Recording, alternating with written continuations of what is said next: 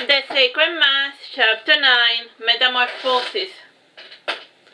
A day passed after that conversation, and Eric brought Gregory his breakfast, but the lad was not in his bedroom.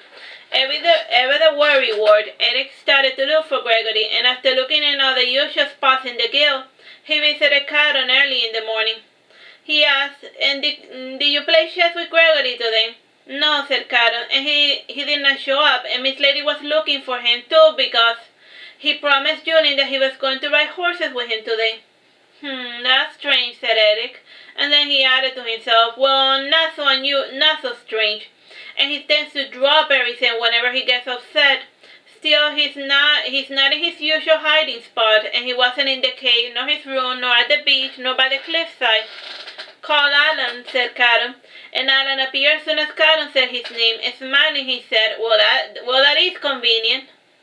"I had developed a strong bond with you, little Caron, and you only need to call my name to summon me," said Allan.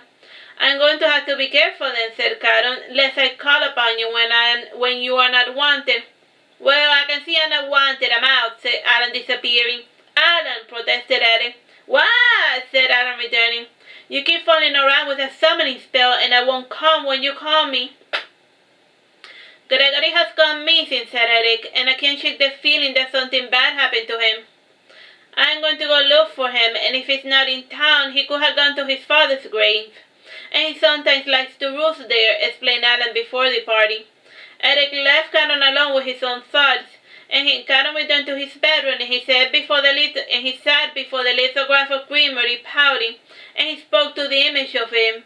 "Well, I guess I'm not needed, but that is no surprise. I really did not do much in the war, except put the enemy to sleep. I guess I was useful in so much as it made them easier to kill. I hope they didn't suffer. And tell me, Greg, was it more difficult to challenge the enemy head-on, to see the life escaping from their very eyes, to be bathed in their blood? Do their ghosts haunt you, Greg?" Caron looked at the window, and he noticed that there was a letter slipped through the cracks of the window. Caron rose from his seat, and he opened it, and the letter did not have a name or an address. It only had a weird charcoal drawing of two slugs, and based on the shading style, Caron noticed that the drawing belonged to Gregory.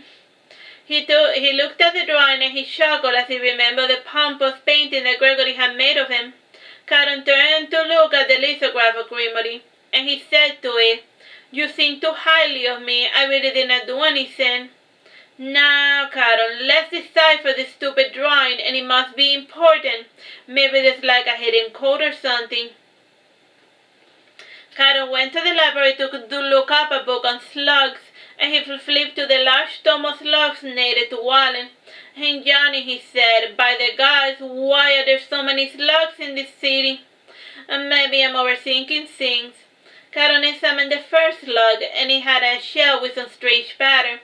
And he opened a drawer in order to get a magnifying glass. Upon closer inspection, he said, "Aha! Curiouser and curiouser, the slug has eyes identical to Inanni's." It was then when he heard a voice coming from the garden.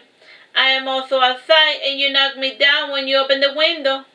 Caron got up, and he went to pick up a pendant at the bottom of the garden.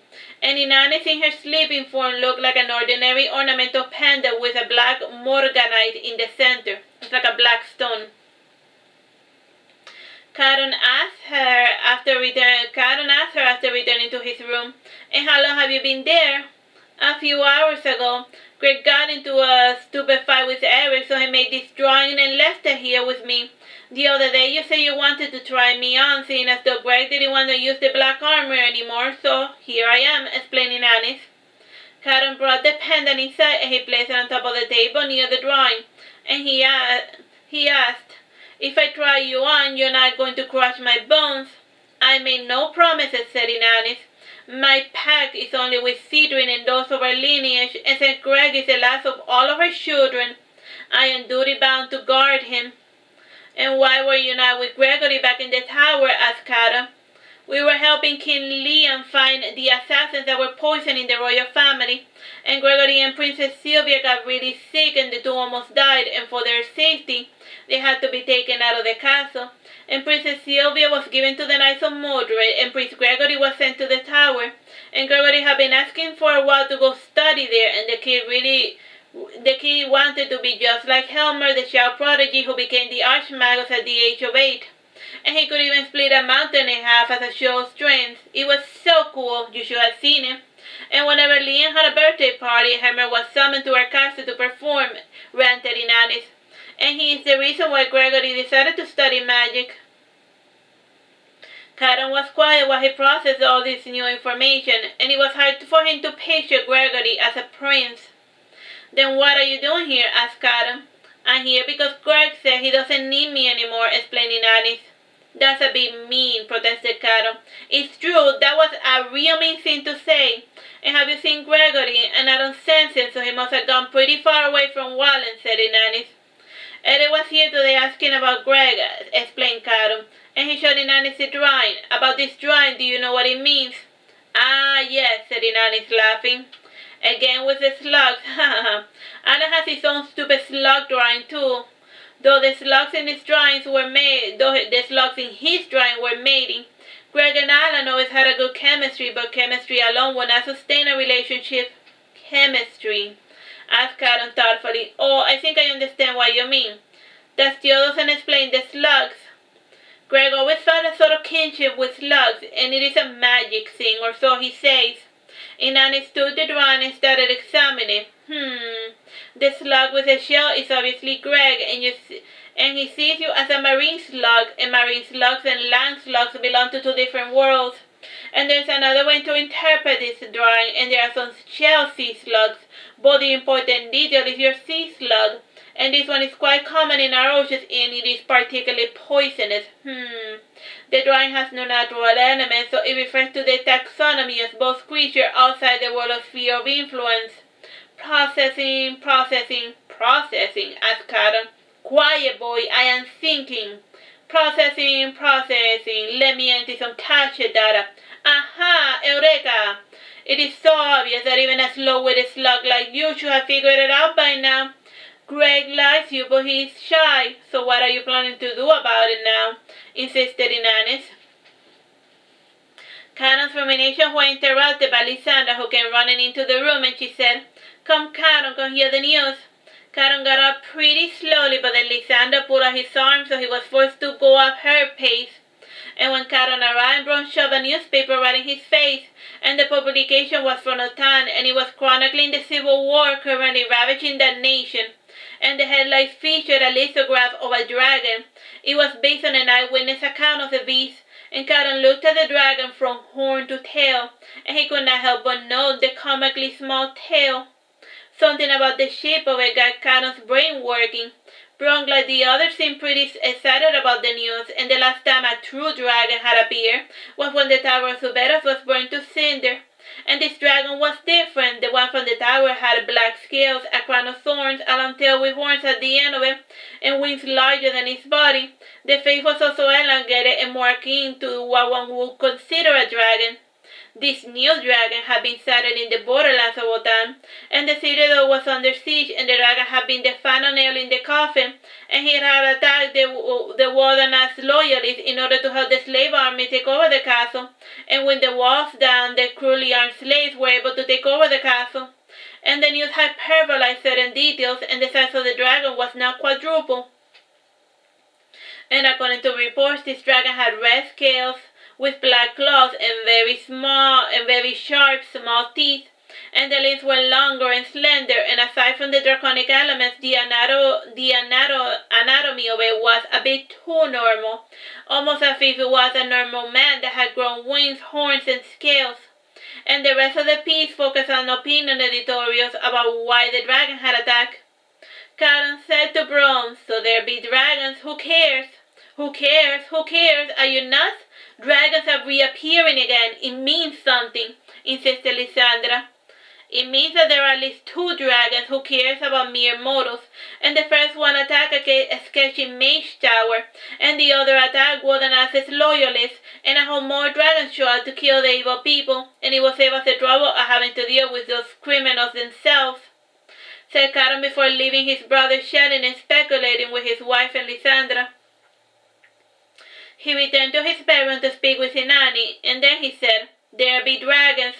Really? Oh my God, said Inanis, feigning surprise. And she was about to jab some more, but then she said, Greg has finally returned. Oh, thank heaven, I was starting to worry there. And let's go see him. He's right now in the basement. Caron went with Inanis to the basement of the Sacred Mass Guild, and when he reached the main door, he found that there was a ward that prevented passage into the basement. Inanis said, "That's normal sometimes. Here, I'm going to lift the veil." Inanis manifested the hand of her armor, and she lifted the ward. And Caron was able to enter within, and as he went downstairs, he started hearing a commotion.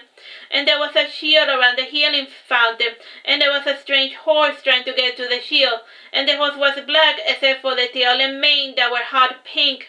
And each time he smashed the shield, it released lightning sparks, and this was Grimory's mare, Stormfina. The mare was neighing and raising hell, and each time it failed to crush the magic barrier, it added more power to it. Caron drew near to see what was the matter with the stupid horse. The armor Inanis manifested around Caron when he got close enough to Stormfina, and Inanis warned, "So Sofina in her mare form is dangerous. We best proceed with caution." It was a good thing Caron was sporting the black armor, for the ripples of Sofina's power made his feet feel numb, even with the armor. Caron started casting his magic on Sofina to make her go to sleep, and he stopped when he was able to survey the problem. Eric had his arms around Greg's head, and he was chanting in a strange language, and sitting nearby was Allan, who was maintaining the shield. And there was a small hand mirror in the floor, and the mirror was decorated with seashells and fossilized stars. And when the mirror's surface cracked, Eric said, "Got it." Allan then lowered the shield, and Sofina kicked out a dust storm before saying, "Allan, you jerk." Caron did not have a full grasp of the situation, so he stayed back and watched. And Allan got up from the floor, and then he took the mirror before departing. And Sofina changed back into her human form, and she pushed Eric aside, and she said, "Shoo, you had already done enough damage." She started rocking Greg back and forth as she would in order to soothe a child, and Eric had a mad look in his eyes, and he too left following after Allan. And Caron asked, "And what did they do to Greg?" "Oh, poor Greg came back from that stupid battle all beaten up. There, kiss, kiss. You are safe now, darling," said Sofina, kissing Greg. And she paused a bit to soothe Greg, and then she continued. "So then those two assholes showed up demanding answers, and Greg said that he had gone to Wotan to help the slave army, 'cause killing is the only thing he's good for. And then he came back, and Allan and Eric sensed that there was more to this story, so he brought the Mirror Lord to capture Greg's recent memories. And I arrived around the part when Eric was hypnotizing Greg to lower his mental defenses, and then Allan intervened when I tried to stop Eric." Caron sat down near Sofina to look at Greg, and he was still sporting the armor. The armor Inanis, but he was no longer aware of her, for Inanis felt like his skin. He asked if Greg, he said, "If Greg doesn't want to remember, why force him to?"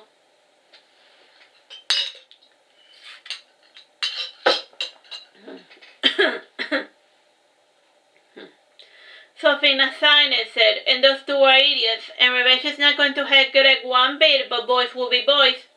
And I suppose there are some things that cannot be helped." Caron went to pet Greg's hair, and then he noticed that he was still wearing Inanis. Inanis became amorphous as she drew near Greg, and she petted Greg's hand with a minuscule tiny hand, which resembled that of a doll. And she said softly to Greg, "Look, my heart, I brought Caron, and he saw the nice drawing you made for him." Greg slowly calmed down till he eventually stopped crying. And he looked up and he saw the mermaid fountain had its eyes open, and water now flowed not only from her hands but also her eyes. And with this amplification, the burning sensation in his limbs started to soothe.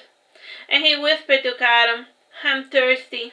Caron got up and he brought Greg water from the healing fountain. Greg drank the water quickly, and he sighed, and then he asked, "Did you like the drawing?" "Not really," said Caron, "but then again, I never cared much for slugs." said Greg, grinning. "What now?" asked Caron. "I don't know. When I think of what comes next, I see a never-ending void," said Greg sadly. "And what should I do next? I can't do anything right." At least you did try to do, at least you did something, even if it doesn't come out the way you had expected it, said Caron, and he added, smiling bitterly. All my life I had never been able to do anything for anyone, and I was powerless to help my mother, and I have been nothing but a burden to my brother, but there is no point in fretting about it. While we have some semblance of peace, let's enjoy our life.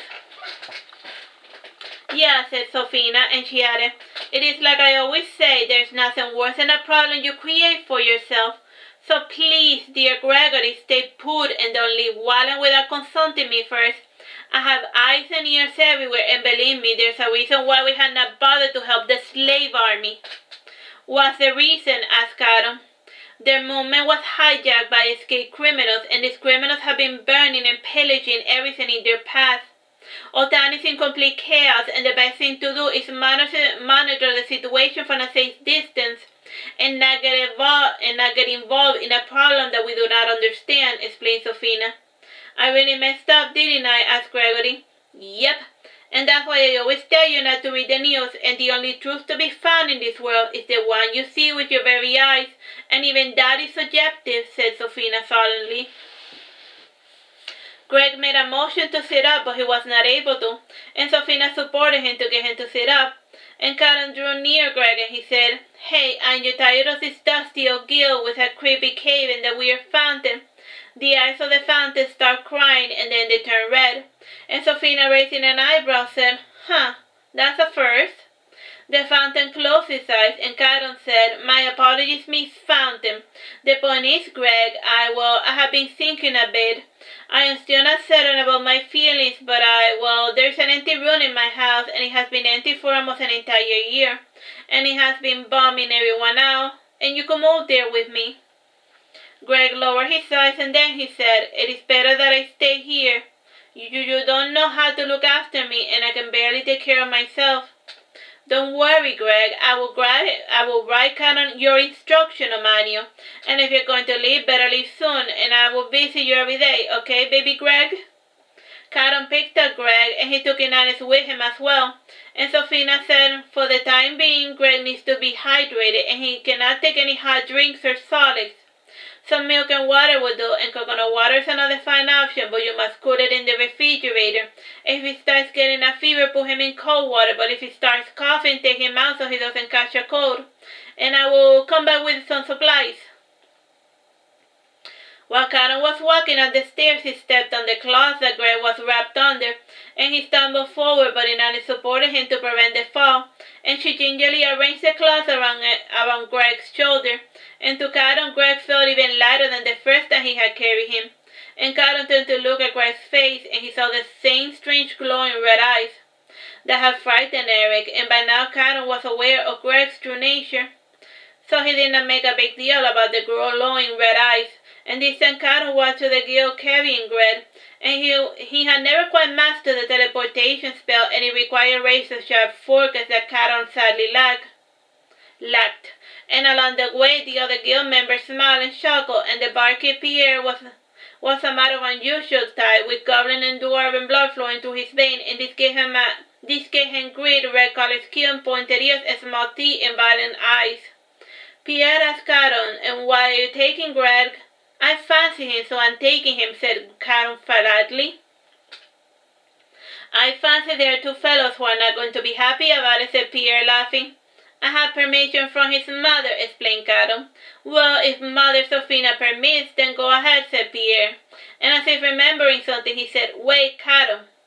And Pierre left the bar counter, and he handed Caron a large pouch, and by the feel of it, Caron thought it was full of sand. And Pierre tied it to Caron's belt, and by now it was close to dusk.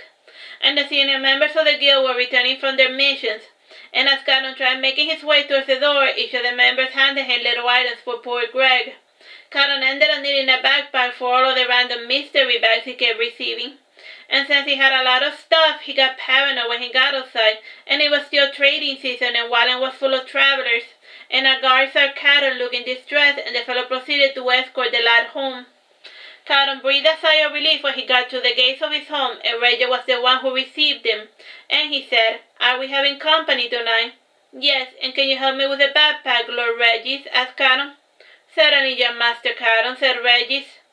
And Regis took the backpack from Caron with all of the random stuff, and together they walked upstairs to reach the bedroom. And Caron's bedroom was located on the second floor of the manor, and it gave him a lovely view of the beach and the cliff. The bedroom also overlooked the garden, and the window was surrounded by an iron trellis. It's like a metal stuff. It was steady enough for folks to climb up, and the flowers currently on the vine were clematis. Caron placed Greg on the bed, and Regis placed the backpack on top of the table, and he set about getting all of the little pouches out. And Regis did not look inside the pouches, rather he arranged them according to weight. If you need anything, I will be in the other room tending to Lord Siegfried, if you excuse me, said Regis, bowing. Greg stretched himself on the bed, and Caron got for him a pillow to make him comfortable. And he said, if you want to sleep, I need to change the covers, and these ones are just for show to make the bed look pretty, and they're not really comfortable. Greg made a motion to sit up, and with Caron's help he was able to straighten himself, and the covers around Greg's shoulders got loose, and under the gaslight of the bedroom, Caron was able to see all of the bruisings and cuts and injuries. And Greg smiled, and then he said, it was much worse, but the goddess of the Gartis took pity on this poor sinner. I never took you for a religious type, said Caron. I pray, sometimes, said Greg coyly. To whom? Asked Caron, sitting beside Greg. To the nameless God. And Mother always prayed to her God, but she never gave me the deity's name. And she said that the true God was a just and merciful one, but to get his help one has to ask till he listens. And he has a lot of children, you see, and you know what they say. The baby who does not cry does not get breastfed, explained Greg. I take it you want milk, said Caron. I could go for a cup, said Greg, lying down, and he added, and you have something I can wear. Oh, right, said Caron, going to the closet, and he brought Greg one of his nightgowns. Greg looked at her over the top, and changing his mind, he said, I should go bathe first. And Caron carried Greg to the bathroom, and he set him inside the tub before running the water. And Greg said, the water's too hot. Caron touched her water, and it felt warm to him, and remember what Sofina said, Caron placed the faucet on the coldest setting, and he brought with him a pail, and then he started pouring cold water over Greg's head. And Caron said, here's the soap, you can handle this. I could, but it's more comfortable for me if you wash me, said Greg, smiling. Yes, Mr. Needy, said Caron, chuckling. Caron focused on the task at hand, and he gave Greg a total washing, and whenever Regis was not feeling well, Caron would sometimes assist in the bathing of his adopted father, Lord Siegfried, and Greg sneezed once, and this gave Caron cause for alarm. And he proceeded to hurry up with the bath, and he removed all of the soap from Greg, and Caron proceeded to wash his hair, and when he placed his hand on Greg's head, he felt something crusty, like 2 large scabs. Greg said, be careful out there, my head still stings from the strikes to the head. Yes, they were throwing me a lot of heavy objects, standard military stuff or whatever. While Greg was being bathed, Eric and Allan had finished analyzing the memories inside the mirror. Alright, that's the end of that chapter.